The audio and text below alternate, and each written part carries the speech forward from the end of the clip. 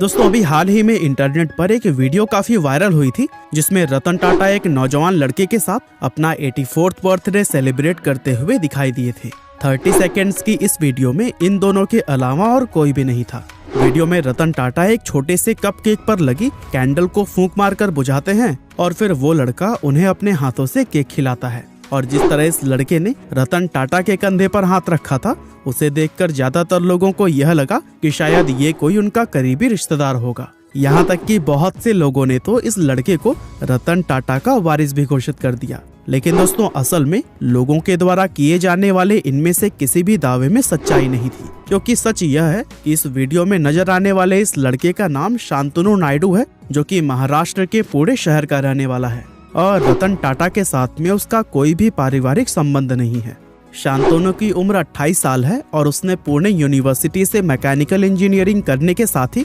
America की Cornell university से MBA भी किया हुआ है और इस समय वो टाटा ट्रस्ट कंपनी के चेयरमैन ऑफिस में डेप्यूटी जनरल मैनेजर के पद पर जॉब कर रहा है। यानी कि दूसरे शब्दों में कहें तो वो रतन टाटा का असिस्टेंट है। शांतनु से पहले भी उसके परिवार की 4 पीढ़ियां टाटा कंपनी के लिए काम कर चुकी हैं। वैसे इस जॉब के अलावा शांतनु मोटोपॉज नाम के एक स्टार्टअप का फाउंडर भी है, जहां कुत्तों के लिए रात के अंधेरे में चमकने वाले डॉग कॉलर्स यानी कि पट्टे बनाए जाते हैं। इनफैक्ट अपने इसी स्टार्टअप की वजह से ही शांतनु ने इतनी पॉपुलैरिटी हासिल की है और यह स्टार्टअप ही वो वजह है जिससे कि रतन टाटा का वह इतना ज्यादा करीबी बन पाया है। तो चलिए दोस्तों अब हम रतन टाटा और शांतनु के मिलने की इस इंटरेस्टिंग स्टोरी को शुरुआत से जानते हैं। दरअसल अपनी इंजीनियरिंग की पढ़ाई के दौरान शांतनु ने सबसे पहले टाटा टेक्नोलॉजीज कंपनी को एक इंजीनियरिंग इंटर्न के तौर पर ज्वाइन किया था, जहां उसने 1 साल तक ये इंटर्नशिप की और उसके बाद जब उसे मौका मिला तो उसने टाटा ट्रस्ट कंपनी को एक बिजनेस स्ट्रेटेजी इंटर्न के तौर पर ज्वाइन कर लिया, जहां पर वो डेप्यूटी जनरल मैनेजर के पद को हासिल करने से पहले लगभग 5 साल तक ये इंटर्नशिप करता रहा। Social media page humans of Bombay को दिए गए एक इंटरव्यू में शांतनु ने बताया कि एक दिन रात के समय जब वह काम से लौटकर अपने घर जा रहा था तो फिर उसकी आंखों के सामने ही रोड पर एक कुत्ते का एक्सीडेंट हो गया। वो उस कुत्ते को सड़क से उठाने के लिए आगे बढ़ ही रहा था, तभी पीछे से आ रही एक दूसरी गाड़ी ने उसे कुचल दिया, जिससे कि उस कुत्ते की उसी समय ही मौत हो गई। अब चूंकि शांतनु एक डॉग लवर है तो ऐसे में उसे यह घटना अपनी आंखों से देखकर बहुत ज्यादा दुख हुआ और इसके बारे में सोचकर वह काफी ज्यादा परेशान रहने लगा। और दोस्तों आखिरकार उसने यह तय किया कि वह स्ट्रीट डॉग्स को सड़क दुर्घटनाओं से बचाने के लिए जरूर कुछ करेगा। और फिर काफी सोच विचार करने के बाद से उसके मन में कुत्तों के लिए एक स्पेशल किस्म का चमकने वाला डॉग कॉलर बनाने का आइडिया आया। इसके बाद से उसने मोटोपॉज नाम का एक स्टार्टअप शुरू किया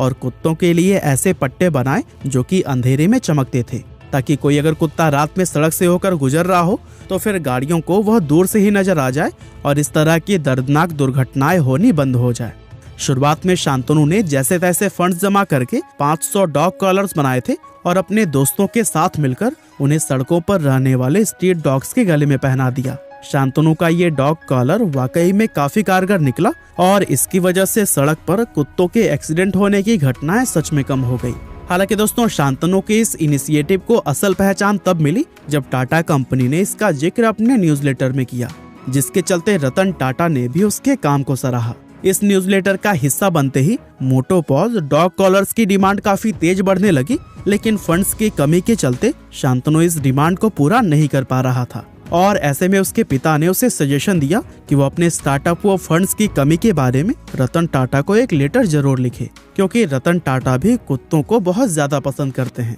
पहले तो शांतनु को ये लेटर लिखने में थोड़ी सी हेजिटेशन हुई, लेकिन पिता के इंसिस्ट करने पर उसने अपने हाथों से एक लेटर लिखकर सीधा रतन टाटा को भेज दिया। और दोस्तों लेटर लिखने के 2 महीने बाद शांतनु को जवाब के रूप में रतन टाटा का साइन किया हुआ लेटर मिला, जिसमें कि उन्होंने लिखा कि वो शांतनु नायडू से मिलना चाहते हैं। अब एक पल के लिए तो शांतनु को यकीन ही नहीं हुआ कि रतन टाटा ने उसको मिलने के लिए बुलाया है। हालांकि इसके बाद से वो रतन टाटा से मिलने के लिए उनके मुंबई ऑफिस पर गया और इस मुलाकात के दौरान उसने अपने स्टार्टअप के बारे में रतन टाटा को विस्तार से बताया। रतन टाटा कुत्तों को बचाने के प्रति शांतनु के डेडिकेशन व कमिटमेंट को देखकर उससे काफी इम्प्रेस हुए और वे शांतनु के इस अच्छे काम में फंडिंग के लिए राजी हो गए। और दोस्तों इस तरह से रतन टाटा की हेल्प से शांतनु के स्टार्टअप में फंड्स की प्रॉब्लम पूरी तरह से खत्म हो गई रतन टाटा से मीटिंग करने के कुछ समय बाद शांतनु MBA के लिए अमेरिका चला गया, लेकिन जाने से पहले उसने वादा किया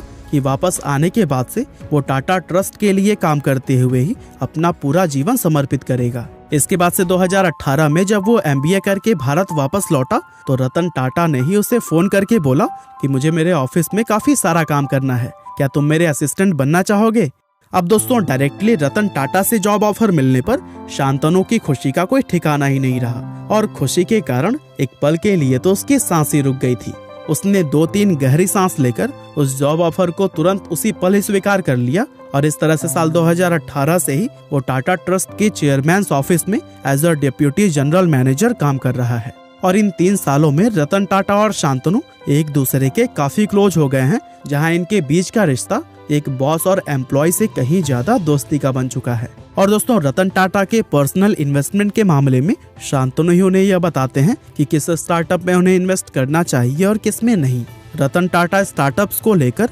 शांतनु के आइडियाज को काफी पसंद करते हैं, यानी कि हम कह सकते हैं कि शांतनु ने अपने काम से रतन टाटा के दिल को पूरी तरह से जीत लिया है और यही कारण है कि आज वो उनकी जिंदगी का एक अहम हिस्सा बन चुका है। बाकी दोस्तों हमारी आज की इस वीडियो में तो बस इतना ही था। यह वीडियो आपको कैसी लगी हमें कमेंट करके जरूर बताइएगा। आपका बहुमूल्य समय देने के लिए बहुत बहुत धन्यवाद।